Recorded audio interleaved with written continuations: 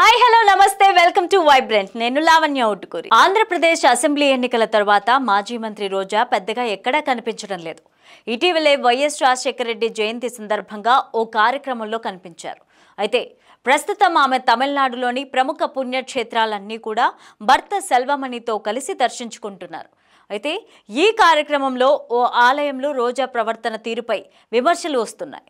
Selfie తీసుకోవడానికి ప్రయత్నించిన పారిశుద్ధ్య కార్మికురాలను ఆమె దూరంగా నిల్చోమన్నట్లుగా చెప్పిన వీడియో సోషల్ మీడియాలో తెగ వైరల్ అవుతోంది. రోజా తీరుపై నెటిజన్లు ఆగ్రహం వ్యక్తం చేస్తున్నారు.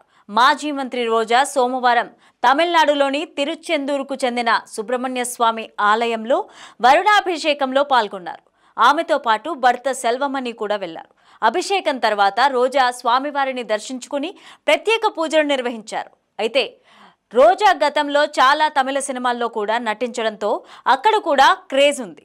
రోజా ఆలయానికి వచ్చారని తెలిసి కొందరు భక్తులు ఫోటోలు సెల్ఫీల కోసం ఎగబడ్డారు. రోజా ఆలయంలో భక్తుల్ని నవ్వుతూ పలకరించారు. సెల్ఫీలకు ఫోజులు ఇచ్చారు.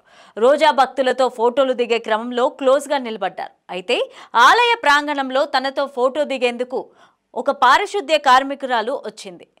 ఆమెను మాత్రం దగ్గరికి రానివ్వలేదు. దూరంగా నిల్చోమన్నట్లుగా రోజా సైగలు చేశారు. ఆ మహిళా పారిశుద్ధ్య కార్మికురాలు కాస్త దూరంగా నిలబడి ఆమెతో ఫోటో తీసుకున్నారు. ఈ వీడియో సోషల్ మీడియాలో ప్రస్తుతం వైరల్గా మారుతోంది.